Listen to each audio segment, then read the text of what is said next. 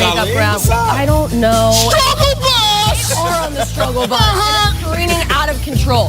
Seahawks and Panthers, as we just talked about, they're eyeing up Struggle bus too, Steve. wild card spots in the NFC. Yikes. And there we have the Raiders in there. Raiders and the Baltimore. Raiders. Yeah. Raiders and the Ravens even. Ravens. Oh my gosh. You know what? It is early. I'm just going to keep drinking this coffee. That's all. That's all that's going to happen. This afternoon we have the Cardinals and Chargers. LA coming off that last-minute loss last week. Then the Colts hosting the Dolphins, going for their 5th straight win. We have the Steelers against the Broncos defense. That's going to be able to the Broncos. No, where you got that one. Oh my gosh, don't play me like that. I was like, no, I did not do it again. And in prime time, we have Aaron Rodgers and the Packers visiting Kirk Cousins and the Vikings. So with that, who needs to get ready for game day presented by Lowe's? Steve, you're leading us off, as always. Bengals defense needs to get ready. Just because you're playing the Browns, don't think it's going to be a cakewalk. Here's why. Cleveland offense, 355 yards. Cincy's offense, 329. Now, I went to public school, but I know 355 is a lot more than 329. Now, let's go to the defense. Cleveland's defense, pretty decent, 419 yards. They giving it up.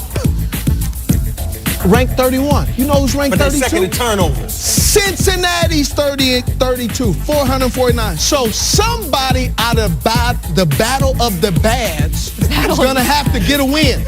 And damn near, I'm not sure who. But one of these bad teams with a double B is going to get a double U. No, he brought it back around. Steve, why you talking about them like they're not NFL teams? This is what was happening in the green room back there. This is what I'm talking about.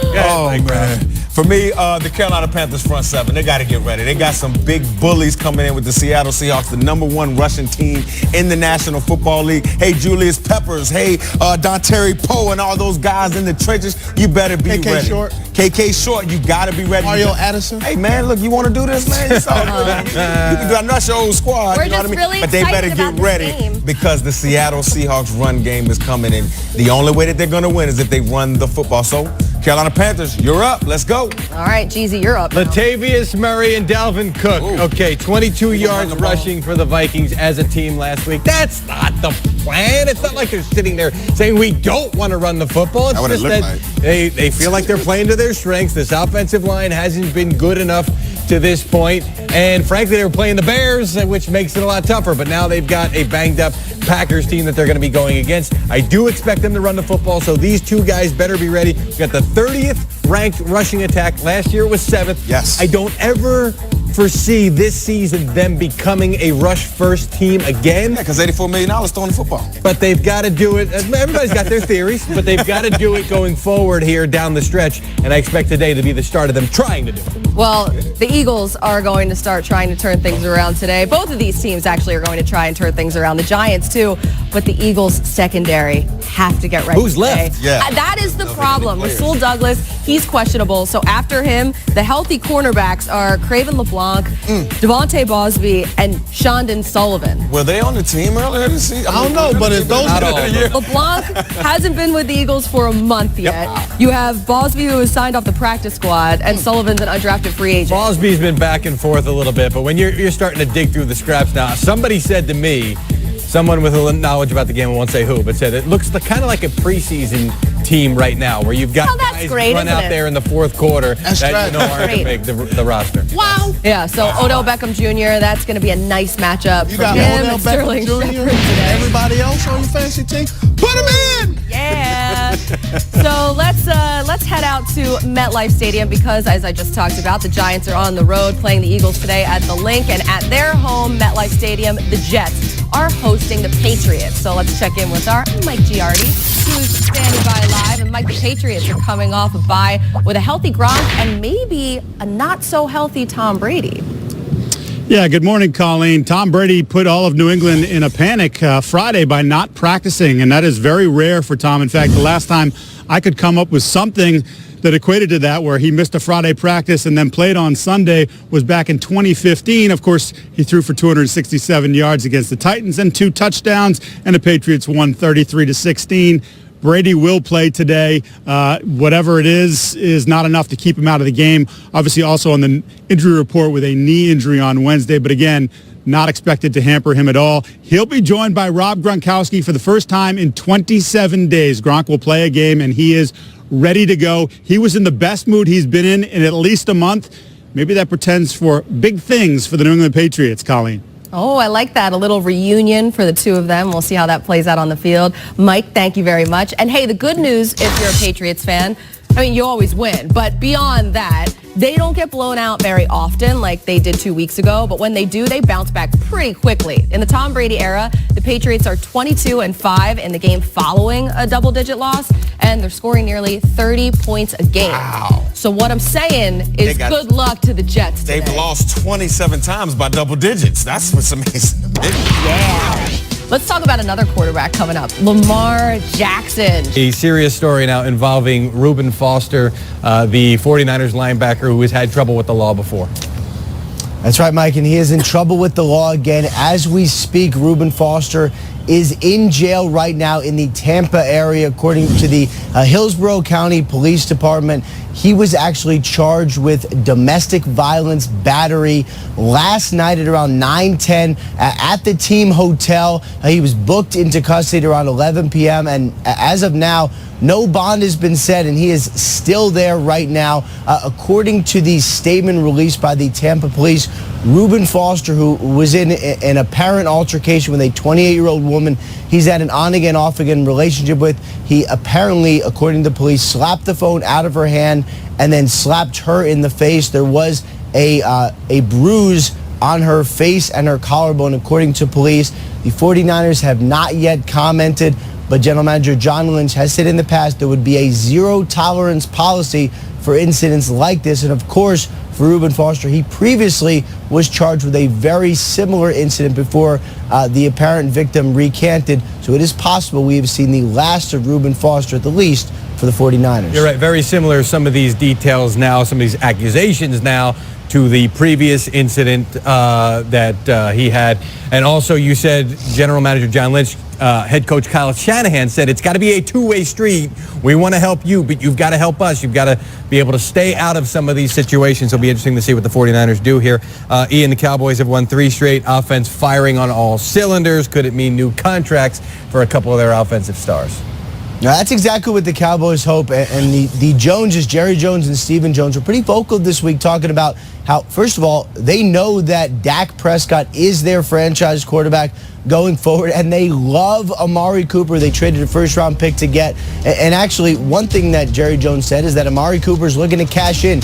He is looking to cash in, and from my understanding, the Cowboys, Mike, plan to try to extend both of these players this offseason. Could be a huge, extremely consequential offseason for the Cowboys. I'm told they do have the cap space and financial planning-wise. They want to do that both this offseason. No word yet on what the terms of both these contracts would be. They have not yet engaged in negotiations with either, but it is clear both of these guys are going to be extremely highly paid at their position. And DeMarcus Lawrence on the other side of the ball, and Byron Jones, a lot of guys for the Cowboys to be paying if they continue to play well. Thank you, Ian. We'll talk to you later. Colleen. Well, as we get you wrapped up with all of the news and caught up to speed today, we do want to extend our condolences to the family of Texans founder and owner Bob McNair, along with the entire Texans organization. The businessman and philanthropist who brought football back to Houston in 2002 passed away on Friday after battling various health problems over the years. McNair was one of the NFL's most influential owners, serving as the chairman of the league's finance committee and hosting 2 Super Bowls in Houston. Texans owner Bob McNair, gone at the age of 81. He'll be missed not just in Houston, but throughout the NFL.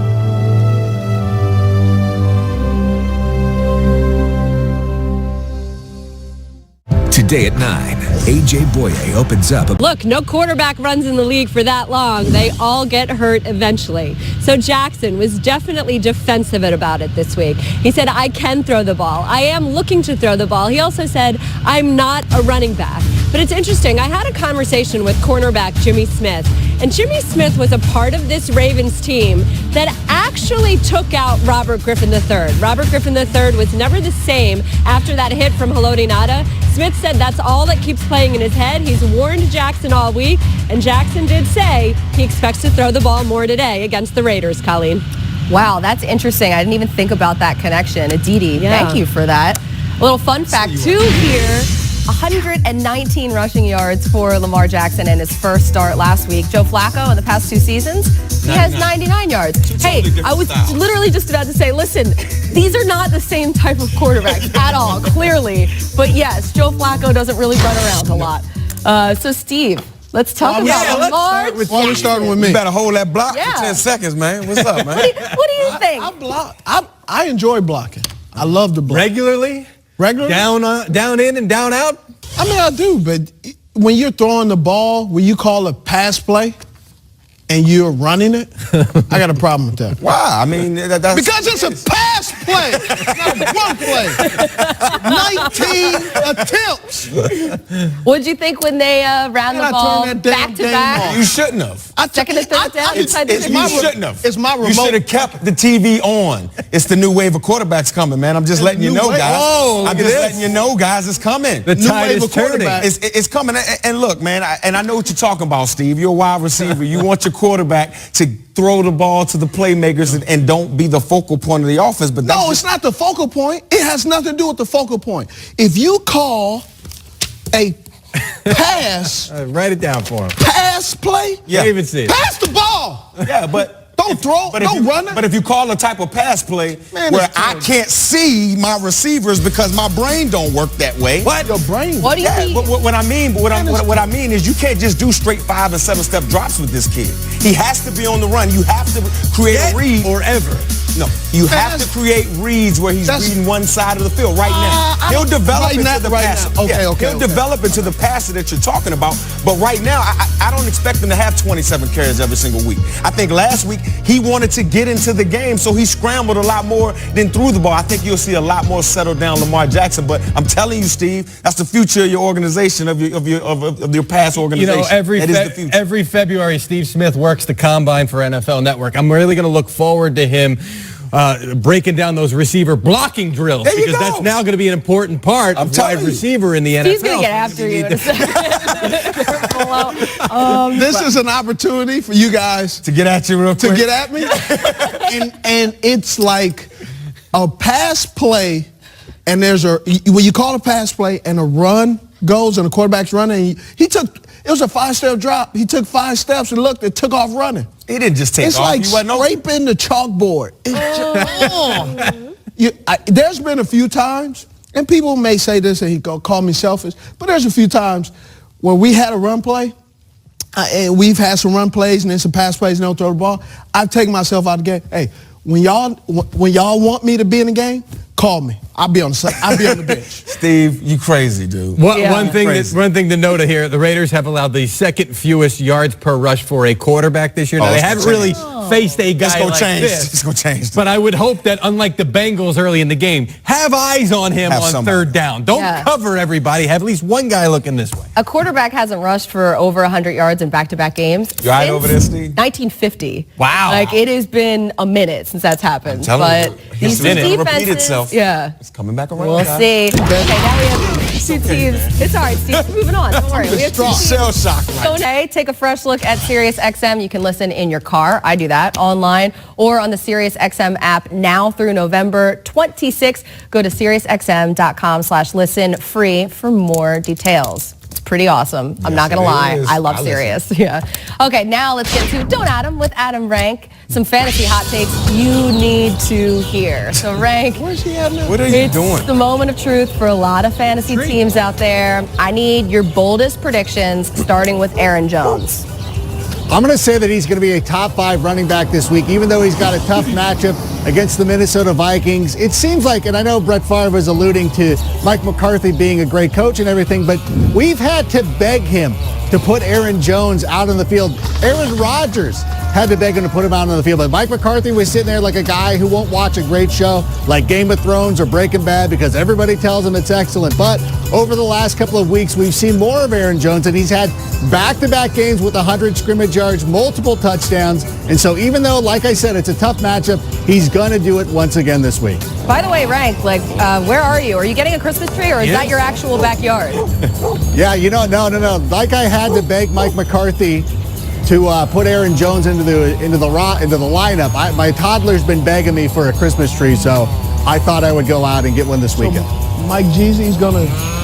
I'm going to chop it down because I'm the Lumberjacks, because when you look at me, you think man's man, Steve Smith. Thank you. Jameis Exactly Winston back as the starter in Tampa. Rank, what do you expect today against San Francisco? Man's man. I expect another huge performance out of him. I know it's a little uncomfortable when you have to start Jameis Winston on your fantasy team, kind of like when you're in the back of the station wagon with the Christmas tree and it's poking you in the eye with the needles and everything like that. But you have to realize, if you just look at the Tampa Bay Buccaneers quarterback situation and just look at them as like QB Bucks, like you're playing Tecmo Bowl. Remember that game back in the day? And it had QB Eagles. But just look at it as QB Bucks. They're the number 2 fantasy quarterback this season behind Patrick Mahomes, who is having the greatest fantasy season of any quarterback ever. He would be like Super Bowl Tecmo, Bo Jackson, and 04 Michael Vick from Madden combined. But there's Jameis Winston. And again, the one thing that you're worried about when you're starting Jameis Winston is the interceptions, but he's going up against the 49ers, who have allowed 21 touchdowns and just 2 interceptions. Mike Rob, your eyes just lit up. I mean, you said Tecmo Bowl, you said, Michael Vick from Madden 04. I mean, you picked some of the greatest. And Bo Jackson in Tecmo Bowl? Yes, Bo Jackson. Oh, the greatest. I know, he was the best. What about George Kittle? Is he the best? Should he be in the conversation for a top tight end? Yeah, I really do believe that George Kittle's going to be the highest pass catcher in this game against the 49ers and the Buccaneers. Also, you know what? I'll say he's going to be a top 10 pass catcher, because we've seen that ever since Nick Mullins has taken over as quarterback for the 49ers, he has played a lot better. In his first game with Mullins, he had 108 yards and a touchdown. 2 weeks ago, when they scaled back the offense a little bit, he still had 9 receptions. And so I expect him to go out there and have a good game. I know a lot of people will talk about the slot receivers going up against the Tampa Bay Buccaneers, but guess what? George Kittle plays in the slot. So like the Advent calendar that kids have waiting for Christmas, I've been waiting for George Kittle to get back from his bye. All right. So I'm in. We'll see if that happens today. Rank, thank you so much. Go get that Douglas fir, all right? You got it. It's a Christmas tree, everybody. It is. That's what I'm talking That's about. right. That's exactly right. We'll see him on Saturday for Good Morning Football Weekend. All right, who you got? Here's who we all got that we agree on. Nobody's giving Tennessee a chance, huh? Nobody. Steve? The Texans are on fire right now. Fire! Steve, Lamar Jackson gonna do his thing again, huh? Nah, they playing Oakland. Oh. So, I mean, that's true, though. wow. They are playing Oakland, and yeah. I just say what people are saying exactly on their couch. All right, let's introduce some drama here in the games that we do not agree on. We'll start with the Jaguars and Bills monster tilt up in Orchard Park today. Well, I'm going first. So, who's the quarterback? Nathan Peterman. Nathan Peterman? He's not there anymore. He's gone. He's gone. Gone. Yeah. We FedExed him his trophy. Oh, I hope They put return back to sender. He is not here. Wrong address. Yeah, the mid-season award. What did you give him? You gave him the Community Community Service Award because he's so generous Didn't even get He's that so one. with the generous. football. Well, There you go. I'm not going with the Bills. They're just not very good. Jacksonville is struggling as well. So, which one do you go with? Do you want it cold or hot? So I'm going with the hot. I'm going with the Jazz. Well, I'm going with the cold because I think they're going to be hot. And I don't really know what that means, but I think the Bills right now, that defense is underrated. The Jags are traveling up to Buffalo, and the Jags left tackle, Eric Flowers now, going up against Jerry Hughes. That is a ripe matchup right there. I forgot all about that. Yeah, I got Jacksonville too, but Colin, you really got me rethinking my Thank pick you. right. I think it's going to be a pride game for Jacksonville. They're going to come out, they're going to play well. The defense played a lot better last week. They should have won the game. But Offense still struggling. I got the Jacksonville Jaguars. Well, they still got Blake Bortles. All right, you got the Hugh Jackson game here. I talked to a Cleveland defensive player this week. He said all the secrets he's given away on our team on the offensive side of the ball because he spent no time with us on the defensive side of the ball. Well, Wow. I have been really impressed with Baker Mayfield. He's making progress, and Cleveland they fared very well under the new interim head coach, even though he's not going to get the job. So I'm going with Cleveland. Going with Cleveland. Okay. I'm also picking the Browns. Oh, look at you. I know. Look, no AJ Green again. I Who you don't picking? like Tyler Boyd against Denzel Ward at all. What? Who you picking? What's wrong with y'all? I know. It's Cincinnati. Yes. Yeah, but they have injuries on both sides of the ball. Show me those like they're stripes, Mike missing. Brown. What you going with, Mike Brown? I got the Cleveland Browns. Oh, look at him. They're second in turn. From the defensive standpoint, I think Cincy's done. I fall for that every week. All right, in a more important, pertinent game, Seahawks-Panthers, Steve. Well, I'm going with the Seahawks. There you go. I'm going with the Seahawks. I want the Panthers to win. I believe they possibly can, but just the Seahawks defense is playing well, and the Seahawks are doing what most teams are not trying to do. They're running the ball. And you like that? As a wide receiver, you like that? See, I'm using your own words against you, brother. Hey, you like that, huh? Colleen, we're going to skip you. Pick your team. Really? Wait, no, we are not skipping me. I am up right now, thank you very much, and I'm taking the Stand on your Panthers in square. this one because I don't think that they are going to drop 3 straight games. They're at home today. And look, I love DJ Moore. I think the I think the wide receivers, Steve, have good matchups. Yeah, you don't like DJ Moore so much because you picked the Seattle Seahawks. I love DJ. Speaking of people talking, I talked to DJ Moore this week too. Okay. I group texted me, Tori, and him. And I said, "You got hawked." He did get caught. You got hawked. I'm going to go with the Carolina Panthers. Okay. They won't drop 3 in a row. Cam Newton should have won the game last week with that wide open 2-point conversion play. It's another pride game that I just talked about. They won't. See, you come here for objective picks. They didn't pick their former teams right there. Good job. Look at that. I'm an analyst. Good for you. Good for you. There you go. Well, we'll have more picks coming up in the next hour. Don't you worry. So first, there was a blowout loss to the Titans for Tom Brady, who's only lost by 20 or more points 7 other times. Okay. Ooh, in games after those losses, he's 6-1 with 17 touchdowns and just 3 picks, and his quarterback rating is right there around 110. So will the Patriots bounce back at MetLife today? Will he have one of those games, those bounce-back games? Brady has had some issues against the Jets in his career. Mike Giardi joins us live. And Mike, it doesn't sound like Brady's 100%. No, he missed practice Friday. He was sick, and obviously Wednesday he showed up on the injury report as well with a knee that he suffered on that double pass against the Tennessee Titans. But perhaps Rob Gronkowski can cure what ails Brady. And I'm not talking about the illness, but rather his lack of production. He's thrown just 1 touchdown pass over the last 3 games. You got to go all the way back to 2013 to find something similar with Tom Brady. And Gronkowski will be back in the lineup for the first time in nearly a month, and really a big-time red zone target for him, although not this year. If Gronkowski is truly healthy, they'll find ways to use him in the red zone and get that thing going, Colleen. Yeah, it's the perfect time for the Patriots to have this bye, for some of these guys to get a little bit better, feeling a little healthier, and hopefully that's the case for Gronk. Thank you, Mike.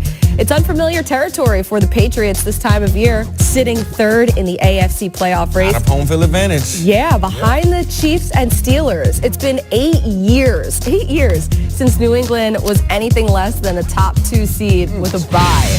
I mean, how many years since they used to it now. Didn't make the conference championship, right? It's been 1, so 2, long. 3, 4, 5, 6, 7. Keep counting. 7. It's unbelievable. Steve, how can they get back on track?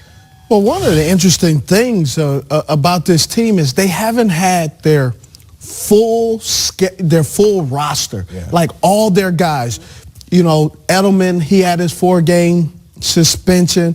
Sony Michel was hurt beginning of the season. Now you got Gronk with his stuff, and then Josh Gordon not being able to fully get involved in offense because he's learning it as well.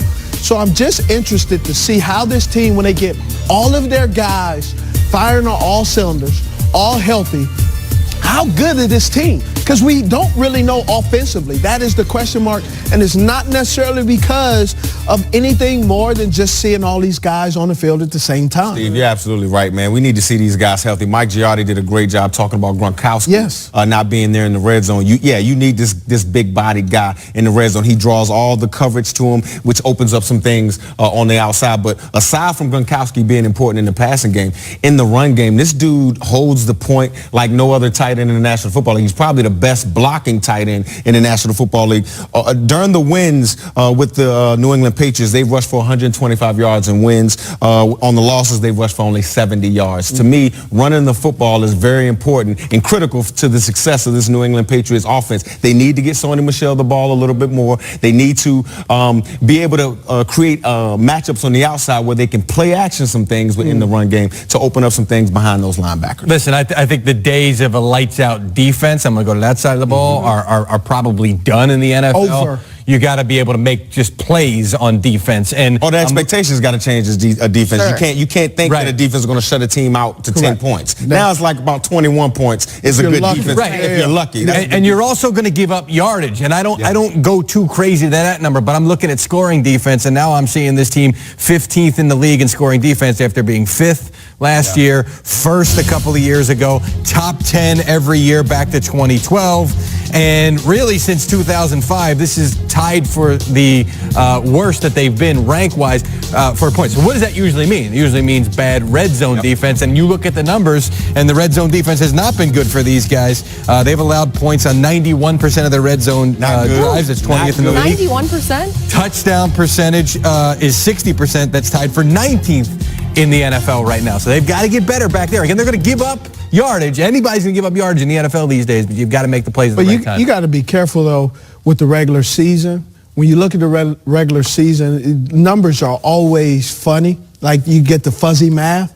But once the playoffs come, man, offensive and defensive coordinators, they have so much information that they can limit teams. And the teams that can make the most adjustments and learn how to corral offenses, those are the teams, and New England usually does it in the playoffs. They do. They understand how to control things, and that's the difference and why New England, over the years, have always taken the regular season. You can never take what happens in the regular season into the playoffs because they're already prepared months and days in advance. But Steve, that red zone defense was just usually better. It is. Well, their pass rush, too, has to get better. They only have 15 sacks. That's 30th in the league. Only the Raiders and, like, the Giants are worse right now. Not good. It's been really bad for them. I thought that they looked better against the Packers, the pass rush, when they made Aaron Rodgers look really uncomfortable. But then against Marcus Mariota, a lot of teams are making Aaron Rodgers very uncomfortable. Hell, his whole offense coordinator make him uncomfortable. Ooh. Yeah. You talking about the head coach? No, he's been Oh, all is he the head coach too?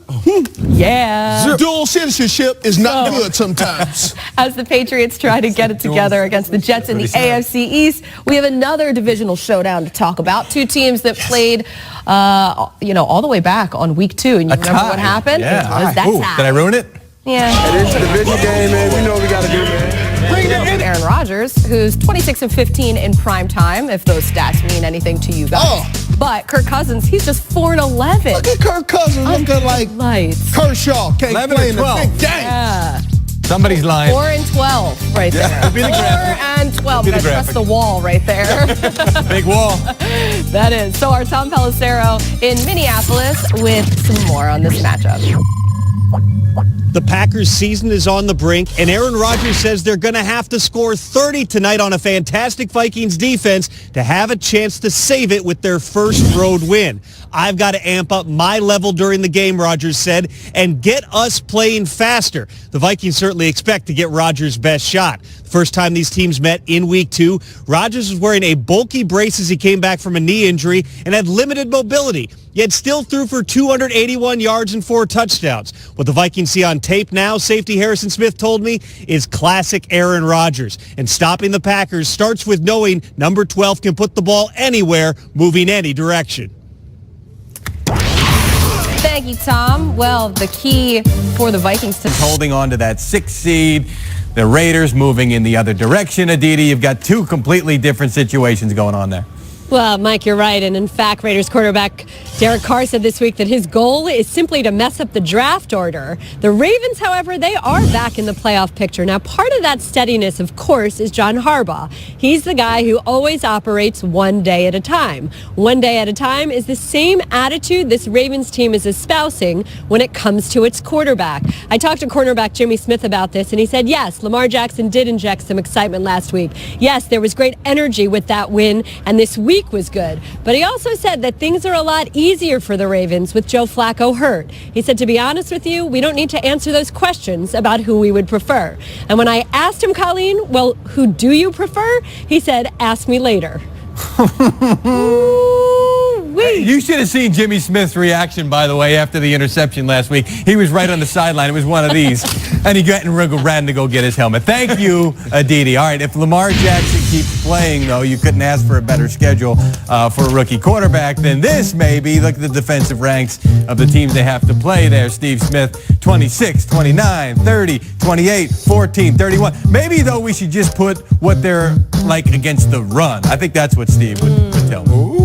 Yards per game, they only had 150 last. That's true. Ooh, this is a perfect way to start. Go Route, presented by Lexus. We're going to put a minute on the clock for each question, and I'm going to ask the question. When I ask it, that timer starts. So, Steve, you're up. Does Joe Flacco start another game this season? Go. He better start another game. You're going to lose that locker room if you're going to go ahead and switch it over based on that game, that one game, 19 attempts. Man, no. Joe Flacco's playing when healthy. Yeah, I agree. I think Joe Flacco we will see the field again. But my question to you is, what if he's out another week or so and Lamar Jackson wins both of these games? It's almost going to be impossible for them to make the switch and take Lamar Jackson out. I think it's sustainable, this offense, as long as they go all in. If they're not going to go all in, if they're going to still have straight drop back passes and all of that stuff, Joe Flacco is the best quarterback for this team right now. But if you're going to go all in with this Lamar Jackson offense, all in, you have to for him to be successful. I think they'll be fine. That's a gamble, though, for John Harbaugh. But yes, it is. But he's trying to save his job, huh, Steve? Yes, he is. Okay. A lot of people are. Next question, Mike Robb, you're up. Okay, so the Steelers, they're averaging 33 points per game during this 6-game win streak. So will they score more than 33 against the Broncos? Go. No. They won't score more than 33 points. First of all, the Broncos defense is only allowing 23 points a game. Then they have these two guys on the outside, Von Miller, Bradley Chubb. These guys they're pretty good. They're really good. They have 19 sacks between the two of them. They understand how to hold the point on the edge and still fall off and make the tackle. These guys are beasts on the outside. I'm really looking to see if this Pittsburgh Steelers offensive line, they're the reason why the running backs are doing well, not the actual running backs are the reason. Remember that Le'Veon Bell stuff? So what I'm saying is, let's see if this Pittsburgh Steelers offensive line can block these beasts in Denver. Well, I don't know if I speak for the Broncos fan base, but this is a team, they fool you each week. Games they shouldn't win, they win.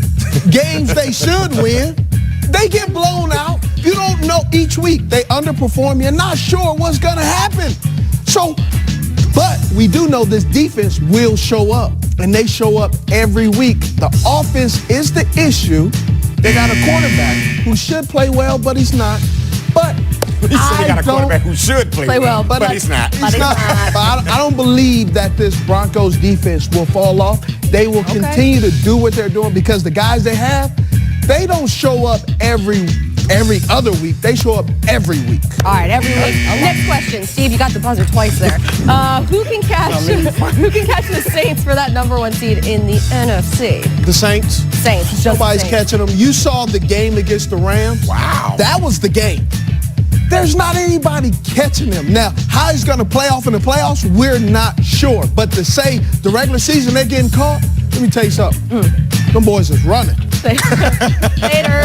You're out the light, Steve. Come on, go. I'm out the light. I'm like the Saints. Okay. Done. You want to hear my answer? Yeah, I hear you. Look, I don't think many people are going to catch him. Okay. But hold up, man. I got an answer for you. Where you going? Come back. We'll listen. But if there's going to be some teams to catch them, the Rams can still catch them. I know they lost to them a few weeks ago, but they didn't play that well on defense. The Bears can catch them. They have the defense to be able to do it in the diversity in offense. Watch out, Steve. Watch out. Full circle. And the Panthers in their division have the ability to catch them. Now, will they? I don't know, but they do have the ability. Panthers are playing on week 15 and 17. They can go up 2-0 on them. They can go up. I'm just saying, but do you think it's going to happen?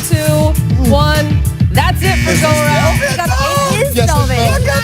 Scarafolo, do you have a velvet coat too? Like I want somewhere deep in the closet. I probably have. The fog is getting worse in Cincinnati. Throw the pass. It is rolling in. I'm telling you, it's like Soldier Field in what year was that Fog Bowl? 89 maybe? 89 I think it was something like Yeah. that. If only we had a research department to look it up for us. They'll look it up for me. I'll get you that answer. Wait, All right. just throw them under the bus. No, they're the best. New Year's Eve 88. Boom, that fast. How about that one right there? They are the. Thank you, Bill Sudell. All right, Ian Rappaport. He wants to come in and talk about Bruce Arians. Who's Bruce Arians? He's a commentator, right? A commentator, right? No, he was a former coach and maybe a future coach, huh? He's actually doing a game for CBS today, Mike, but if Bruce Arians has his way, his retirement would be an extremely short one. I actually talked to him over the phone this week, and he said he would come out of retirement to take a head coaching job, but only the Cleveland Browns. He is not a candidate for any other job, but the Browns job is one that he does, in fact, sound like he wants. And a couple of important things here. First of all, he assured me he is serious. His wife is on board, and she's someone who has essentially encouraged him to retire. That is not going to be the case this time. I asked him why just the Browns. Is it the talent base? He said it's actually the fan base. When he got back there this year to call a game, he got that special feeling, and it was something that he wanted to do. He also went a step further and told me he would keep offensive coordinator Freddie Kitchens, would consider keeping defensive coordinator Greg Williams as well. Keep an eye on this one, Mike. Bruce Arians has told his wife about 6 times now he's retiring, and every time she's probably like, yeah, okay. But listen, she's supportive. Whatever. You got to love that. Ian, thank you very much. Bruce Arians' wife, she's a Saint. We're also talking about the Saints coming up, chasing the Saints. Oh, we're talking about chasing the Chiefs. It's a rare East Coast game for Steve White today. And Steve, well, they're this close to a playoff game. It really is today. It feels like it could be this close to a playoff game for these two teams today. Well, Colleen, look, there are only 7 wins between these two teams, so this is basically a do or done game, but it's likely going to take just 9 victories to win this division, and both teams are fully aware of that. As Giants wide receiver Sterling Shepard told me, it's crazy when you look at how our season has gone and we survey the landscape and understand that we still have a chance. He said, we know we have to beat Philadelphia, but we seriously believe we can win out. That is our mindset. And he added that this has been their best week of preparation all season. We also heard Eagles quarterback Carson Wentz say the team's sense of urgency is very high. They know where they are. They know where their division stands, and they're going to go out and attack it and get back into this thing. So, Colleen, basically, these teams have not yet made vacation plans. Ooh, that's a good thing there, Steve White. I kind of want to make vacation plans. I'm ready if you are. Now Steve has me thinking about vacation. I'm going to Atlanta in February. Anybody want to come there? Oh, I want to go, yeah. These teams they would love to go. They're 4-6 after playing the Giants today.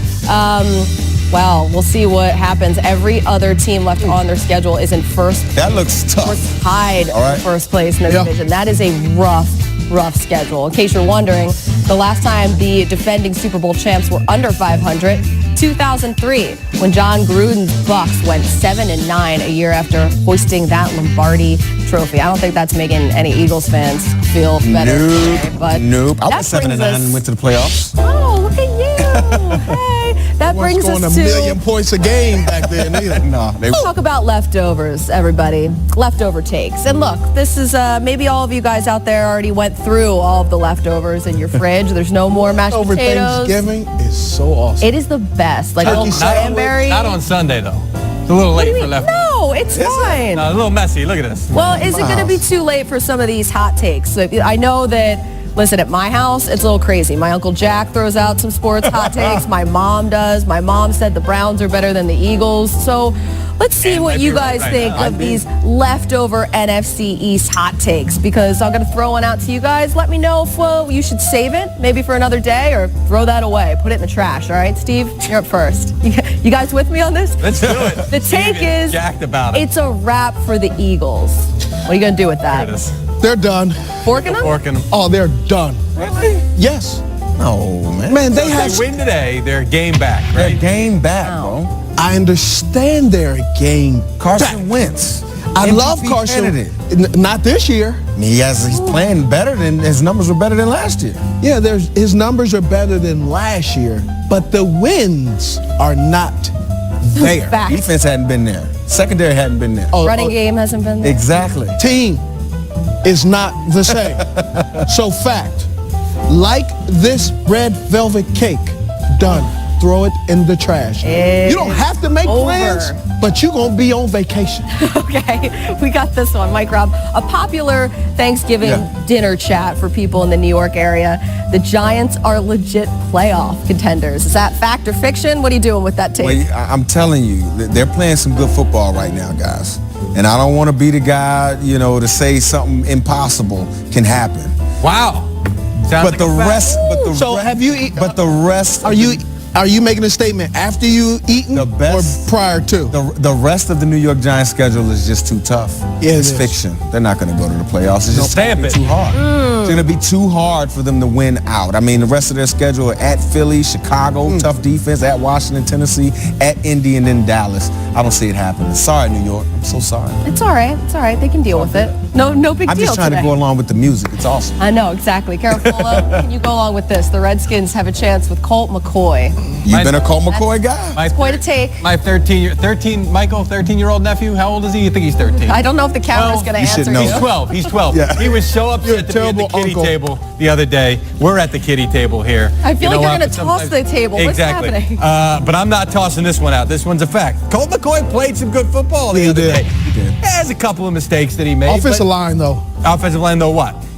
Offensive line is struggling a little bit because of injury. Some injuries. Well, Trent Williams now for the chest X-rays as well also has that hand that he's dealing with. Yeah. But he did okay. Made some throws on the move to Jordan Reed. You didn't expect it to be perfect, and it wasn't perfect, and he made some throws where you could tell he was a little hesitant. He didn't have any full-speed reps all week. That's a problem. So I think now you reset. Now you come back. You get a nice long layoff now. There's still, listen, everybody's alive in this division. That's the point of what we're talking about here. They're not. Yes, they are. They're okay. Mathematically, everybody's And this was one of their fallback. I mentioned this yesterday. One of their fallback plans, if they hadn't gotten Alex Smith, was to have Colt McCoy compete for a starting job. So now here they are, and now they truly believe in him. All right, I think I'm teeing up Colleen on this one, right? Well, or I could just, I get got there myself. How about The that? Cowboys have fixed their issues on offense, Colleen.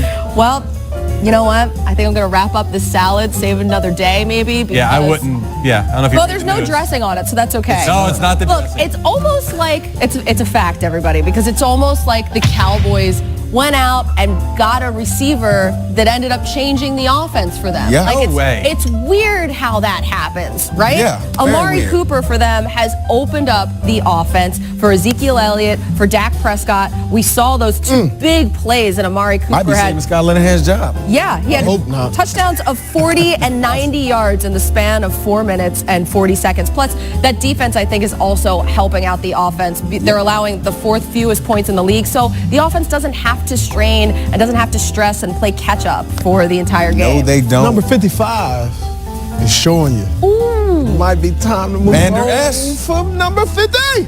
John Lee. Hey, man, Sean watch Lee. out, man. I like Sean Lee. I know, man. Gotta stay healthy. I love him when he's on the field. Defensive He's just rookie of the never year, on it. maybe? He's never on. I just heard my mother yell from the other room. My nephew's 13. I screwed that up. But you know what, young man? Stay at that table. I think I stayed there until I was like 19. Thank you, Mr. Garofalo. I wonder why.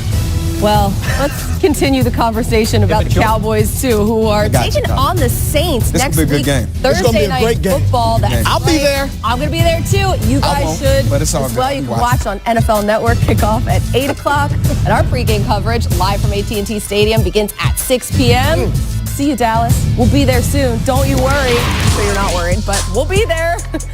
Okay, they've carried their teams to the Super Bowl, and now they're just trying to keep up. Ross track wins during the months of November and December. Only Tom Brady is better right there, as you can see. Our Tiffany Blackman is live in Charlotte, where the two quarterbacks meet again. Hey, Tiff, what's going on? Hey, Colleen. Well, a Panthers source told me that receiver Devin Funchess, he is out for this game. He's dealing with a back injury. And I also just got word that receiver Torrey Smith, who was questionable, will play today. But you can still expect to see a healthy dose of some of these young guys like Curtis Samuel and DJ Moore. Moore had over 150 yards last week, and Samuel has just 21 touches on the season. 5 of those have resulted in touchdowns. The 2 of them have built up a nice rapport with quarterback Cam Newton. And in talking to Coach Ron Rivera, He said while Newton is still a dual threat QB, he has developed nicely into this pocket passer under offensive coordinator Norv Turner. And he said you can really see Newton just standing back and scanning the field. And Newton's completion percentage of 68% is by far the best it has been in his career, Colleen. Norv Turner effect, it is certainly working for Cam Newton. Thank you, Tiff. Carolina and Seattle right in the middle of the NFC playoff mix. The Panthers currently the 5 seed, while the Seahawks, they need a win today to get above 500. So which team is more likely to make the postseason? What do you guys think, Mike Robinson? Yeah, Colleen, we got a little shop talk over here. Hey, Steve, what's up, man? Your former team, my former team, Seattle Seahawks, Carolina Panthers. Which one of these teams make the playoffs? Well, I really believe both teams can make the playoffs, but I believe also that it's going to be very daunting for the Carolina Panthers because they got the battle of I-85 going against Atlanta Falcons. In division, that's always tough. But week 15 and 17 against the Saints, that has been a very key matchup for them for many years, even when I was on the team, and so you have to be wary of that. But when I look at the schedule for the Seahawks, it seems a little bit easier compared to the Carolina Panthers. Who are they playing? They playing the Panthers, which is a 50-50. Where can that go? But then they playing the 49ers twice. And after this game, they're at home 4 of the last 5 games. That is where you want to be when you need a win, is be comfortably in your environment. And that 12th man in Seattle, it's crazy, man. It's unbelievable. You can barely hear the conversation. You have to literally get this close. So it's just going to be a tough path if the Carolina Panthers cannot get a win today. I think both of these teams get in, quite frankly. It doesn't really matter to me who wins today, but I think both of these teams get in. Both of these teams play a brand of football that resonates during this time of year. They both can run the football. This is the first ranked and the 7th ranked rushing team in the National Football League, right? So they play a bully brand of football, right? And then defensively, they both have arguably what could be the best linebacker in the game with Bobby Wagner and Luke Kuechly. So I think these teams are very much matched up alike, and I think both of these guys get into the playoffs. Jeezy, over to you. All right, both of those teams getting in per both of those guys. Book it. All right, Phillip Rivers set to start his 203rd consecutive game for the Chargers today when they host the Cardinals. That's the longest streak in the league. And if the Chargers get their way, that number is going to get a lot higher. Ian Rappaport tells us why. Chargers quarterback Phillip Rivers is having a career year despite being 36 years old. And my understanding is the Los Angeles Chargers would like to have Rivers in as their quarterback for as long as he wants to do it. Now, he does have the final year of his contract coming up in the 2019 season. He's got a $5 million roster bonus due around the time of the league year. My understanding is the Chargers are going to pick that up, pay him $16 million next year, and then if they draft a successor, he'll just sit. They are not averse to having a drafted player sit 1 or 2 or more years because that is how good Phillip Rivers is playing, and that is why they want him to be their quarterback going forward. And my understanding is Rivers wants to be the Chargers quarterback at the very least until they get into the new stadium. Thank you, Ian. Well, Rivers and the Chargers are 7-3, currently that 5 seed, and they're one of a handful of teams chasing the Chiefs for the top spot in the AFC, with the Steelers and Patriots and Texans all within a game in that loss column. You know this is going to be a good race. So who has the best chance of passing Kansas City and getting home field advantage? Steve, I feel like that's tough no matter what, but do you think that there's a team right now that could do it? I believe the Steelers are doing a really good job. Defensively, they're number 6. Offensively, they're number 5. But you know they can play keep-away ball, running the ball. The RPOs, they benefit them. They have AB, Juju Smith-Schuster, James Washington. They have Vance McDonald, Jesse James, the outlaw. So I just love the mixture of this team. The question is, will the defense be able to slow down that traveling track meet with the Kansas City Chiefs? Do you think? Like, what does your gut tell you? My gut tells me, hell no. Okay, cool. But, TV says, it's a possibility. They're getting after the quarterback. Pittsburgh Steelers are getting after the quarterback. They are. They are getting after the quarterback. But you're right, that traveling track meet might be tough, man. For me, I'm going to go with the Los Angeles Chargers. What? I was about to say, don't get mad at me. What is guys. Don't get mad. Somebody said something about the Chargers. I've been on the Chargers bandwagon all season. No, you yes, I have. I've been on their bandwagon all season. They're running the football. Their defense is playing well. And they have a Hall of Fame quarterback in Phillip Rivers, who we just heard Ian say this guy has a lifetime contract. He can play as long as he wants, right? So I think this team has the pedigree, and they've been healthy this year for the first time in a long time. I think they are the closest team to knocking the Kansas City. But how close? The gap is like that. Okay. Yeah, look, but it's close. I'm going the Houston Texans. I like the brand of football that they're playing. I also look at all these schedules that these teams are going to face. Right. And to me, it's the softest schedule. You look at it right there. I expect an inspired effort on Monday night in honor of their late owner, Bob McNair. And then you maybe got the Colts, maybe the only tough game left on the schedule there. So y'all just, the Eagles don't care, the Jaguars don't matter. I didn't say they don't matter. That was Jadeveon Clowney. Careful. I'm just saying some games are easier than others. Hold on. Maybe they run the table 13 in a row to close the season. That would be the Run longest. the table. Colleen, who you got? Hold on a second. Colleen, who you got?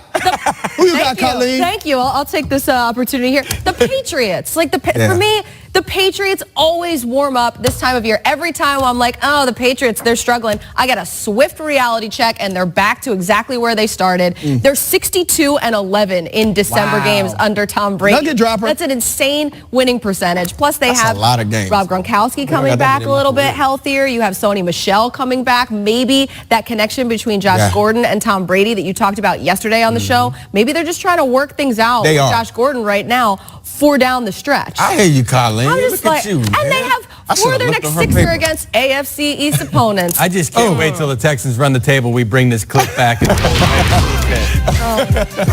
Where's my clip with the San Diego Chargers? It's like that because I lay on the grenades for everybody, so that we can have discussions. I pick the other teams. What you laughing at, Steve? That's what we do. I definitely don't do that because this is a competition and I'm trying to win. I don't use this word very often, but boy, you lying. What? I ain't lying. We lying right now. At some point, the hero doesn't have to tell you he's the hero. Well, the audience doesn't know, man. Giants Eagles, Steve Smith. Well, I have Philly, but I just can't go with them. What? I'm going with the Giants. Oh, man, you've been looking on my paper. That's what you've been doing, bro. Listen, stop. You see what I did last week? I need to stop looking on your paper. I didn't look on your paper. I'm just pick your team, Colin. Well, I feel very confident in this right now because you both are taking the Giants and I'm taking the Eagles. Do I feel confident about this pick? No way. Am I worried about the Eagles defense? That's secondary and Odell Beckham Jr. and what he's going to do against them today? Yeah. Yes, but I'm still taking the Eagles anyway because that's where my heart is. That's where your heart is. And her birth certificate said Philadelphia. Yeah, it does. Come back home. Well, I'm going to go with the New York Giants. Odell Beckham will get all the attention of the Philadelphia Eagles. So Sterling Shepard will go off. Get him on your fantasy. Steelers Broncos. We were talking about Vance Joseph being fired in Denver. If they can steal this game today, there are winnable games coming up. They can sneak their way back in, Steve Smith. And because of that sneakiness, I'm going with the Broncos. I love their defense. And also, too, when the games that you think they're going to lose, they lose. Yeah. I mean, they win. The games you think they're going to win, they lose. So I'm just going with them because you just don't know which offense for the Broncos is going to show up, and they just keep fooling people. You just a few minutes ago, you said the Pittsburgh Steelers are going to could knock Kansas City off and be the number 1 seed. Absolutely. Got them losing today. Yeah, because you know why? With a playoff bound team and the Pittsburgh Steelers, the team they are, you have teams. They lose games right here in this November, December time that they should. Don't step out your seat, man. I saw you getting hyped. I am with you, Steve. I'm going with the Broncos as well. I hate that Stephon Tuitt is out of this game, and I think that the Broncos are going to be able to run the ball. Stephon Tuitt, the factor. Pittsburgh Steelers, I'm picking them because they picked the other team. So how about that? There it is. Need to make up some games. Right. Mr. Hero. He's here to save you from unanimous picks. There you go. If it's Sunday night, the Vikings must be playing. That's the way it's been this year. What do you... I know you know. We talked about it. 3 of their last 4 games, though. I feel like I'm always watching the Vikings on Sunday Night Football. She's stealing your time, Steve. Sorry. That's fine. Go ahead. I'm going with the Minnesota Vikings. Wow, that's a great accent. I'm not all in with the Packers. They have Aaron Rodgers. After that, Aaron Rodgers. And after that, Aaron Rodgers. Yep. No one else. They have Aaron Jones, but they don't utilize him as much because he's still trying to get in the passing game. Run the damn ball. I agree with you. Yeah, I'm going with the Vikings in this one. I think that they catch the Packers at a good time without Mike Daniels there, and that's going to be a factor. Will Mike Robb save us from 3 Vikings? Of course I will. Green Bay Packers, man. You talking about Aaron Rodgers, man. Blow that horn. A-Rod, let's go, man. Hey, Packers going to win this game. Hey, you know, there's no black superheroes. You crazy. Black Panther. Mike Roberts. Just came out. There you go. Big movie. 2 hours.